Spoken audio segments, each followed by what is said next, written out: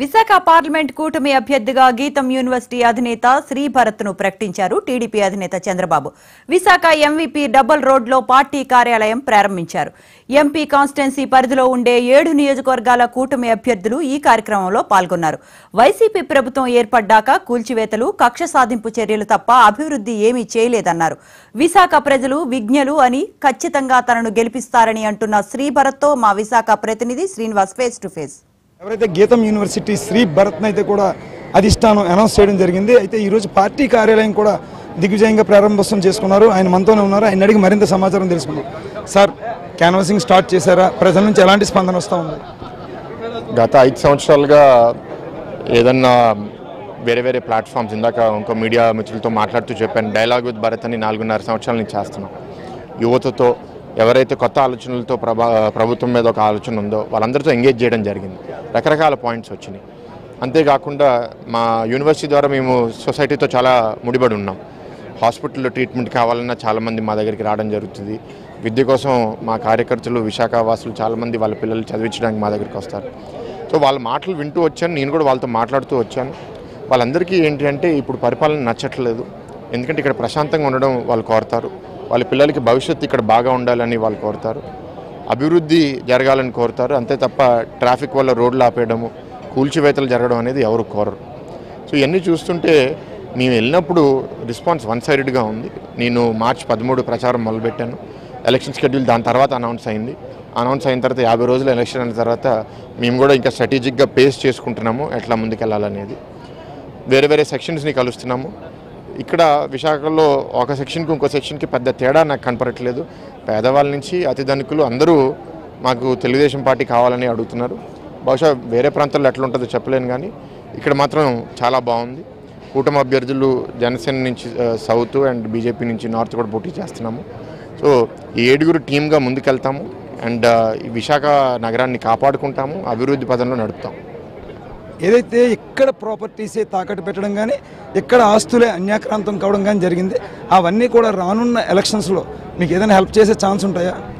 వాళ్ళు ఆస్తులు తాకట్టు పెట్టి, నాకు ఎగ్జాక్ట్ నెంబర్ తెలియదండి, 30,000 40,000 కోట్లు తీసుకొచ్చారు.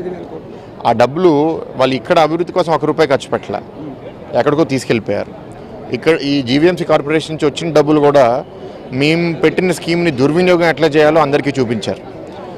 మేము డబ్బు మీద ఇంట్రెస్ట్ పోకూడదని మేము ఫండ్ మేనేజ్మెంట్ సెంట్రలైజ్ చేస్తే, ఇక్కడ అవసరాలకి ఉన్న ఖర్చులన్నీ పక్కన పెట్టేసి ఇంకెక్కడ తప్పుదారి మళ్లించేశారు. సంవత్సరానికి 4,000 కోట్లు జీవీఎంసీలో మనం రోడ్ల కోసం, డ్రైనేజీల కోసం, స్ట్రీట్ లైట్ల కోసం డబ్బులు పెడితే, ఏవి నేను లోపల వీధుల్లో వెళ్తే అందరూ మాకు 2 ఏళ్ళు అవుతుందండి వీధి లైట్ వచ్చేసరికి. ఈ డ్రైన్ మామూలుగా టీడీపీ టైంలో వారానికి 2 సార్లు 3 సార్లు క్లీన్ చేసేవారు. ఇవాళ నెల నుంచి కూడా ఎవరు క్లీన్ చేయట్లేదు. వర్కర్స్కి జీతాలు పెంచట్లేదు, కాంట్రాక్టర్స్కి బిల్లులు క్లియర్ చేయట్లేదు. అసలు విశాఖ నగరాన్ని ఎంత దారుణంగా పరిపాలించినా అంత దారుణంగా పరిపాలిస్తున్నారు. ఇవాళ ఎలక్షన్స్ దగ్గరికి వచ్చింది కదా అని లాస్ట్ 3 నెలల్లో ఒక 100 మీటర్ల రోడ్ వేసాము, లేకపోతే ఇక్కడ ఒక ఫౌంటైన్ పెట్టాము, దీనివల్ల అభివృద్ధి జరిగిపోయింది విశాఖ అంటే ప్రజలు నమ్మే పరిస్థితులు లేరు. ప్రధానంగా చూసుకుంటే వాళ్ళు మూలపేట పోర్టు శంకుస్థాపన చేయడం జరిగింది, భోగాపురం ఎయిర్పోర్ట్ శంకుస్థాపన చేయడం జరిగింది, మెట్రో రైల్ ప్రాజెక్ట్ కూడా అంటే ఆన్లైన్ పిటిషన్ అంటే ఆఫ్టర్ ఎలక్షన్స్ కూడా దాన్ని ప్రొసీడ్ చేస్తాం. ఇలా అనేక అభివృద్ధి కార్యక్రమాలు చేశాం కాబట్టి ఈ ప్రాంతంలో ఖచ్చితంగా వైసీపీ విన్ అవుద్దని ఒక ఆశాభావంతో ఉన్నారు. అదేవిధంగా దానికి ప్యారలర్గా అండి మీ సమీప ప్రత్యర్థి బొత్స ఝాన్సీ ఎవరైతే ఉన్నారో, నేను స్థానిక మహిళనే అంటే వాళ్ళ ఫ్యామిలీకి ఒక చరిష్మా, ఇక్కడ వాళ్ళందరినీ కూడా ఎలా ఢీకొనబోతారు?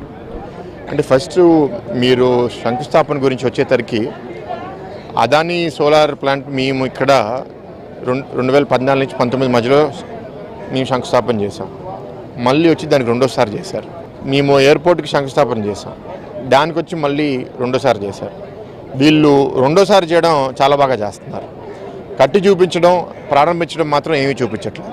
కొన్నిసార్లు ప్రారంభించిన ప్లాంట్కి కూడా మళ్ళీ కొత్త ప్రారంభోత్సవం మళ్ళీ పెట్టి మేము ప్రారంభిస్తున్నామని చెప్పుకుంటున్నారు. దౌర్భాగ్యం. కియా ప్లాంటు ఎప్పుడు స్టార్ట్ అయింది, ఎవరు తీసుకొచ్చారని అందరికీ తెలుసు. అది మళ్ళీ కొత్తగా స్టార్ట్ చేశారు. ఈ డ్రామాలన్నీ జనాలు నమ్మే పరిస్థితులు లేరండి. ఉన్న ఫ్రాంక్లిన్ టెంపుల్టన్ ఎందుకు పంపించేశారు, ఉన్న హెచ్ఎస్బీసీ ఖాళీ చేసి ఎందుకు వెళ్ళిపోయింది, రాబోయే లుల్లు మాల్ని ఎందుకు భయపెట్టి పంపించేశారు, జనాలు అంతా అబ్జర్వ్ చేస్తున్నారు. డెఫినెట్గా దానికి తగిన రెస్పాన్స్ ఓటింగ్లో చూపిస్తారు. ఇది ఫైనల్గా వీళ్ళు చెప్పింది. అంటే రాజకీయ కక్షలతో మాత్రమే ఇక్కడ వాళ్ళ యూనివర్సిటీ కావచ్చు, తెలుగుదేశం పార్టీ నాయకుల ఆస్తులు కావచ్చు ధ్వంసం చేయడం జరిగిందని, అలాగే ఈ ప్రాంతంలో ఆస్తులు తాకట్టు పెట్టి వాటితో వచ్చిన ఒక్క రూపాయి కూడా ఈ ప్రాంత అభివృద్ధికి ఖర్చు పెట్టలేదని కూడా చెప్తా ఉన్నారు. పూర్తిగా రానున్న రోజుల్లో ఈ 7 అభ్యర్థులతో పాటు ఎంపీ భరత్ తాలూకా విజయం కూడా తథ్యం. ఈ ప్రాంత ప్రజలంతా కూడా టీడీపీని ఆశీర్వదిస్తారని చెప్తున్న పరిస్థితి అయితే ఉంది. కెమెరా పర్సన్ భరత్తో శ్రీనివాస్, విశాఖ నుంచి.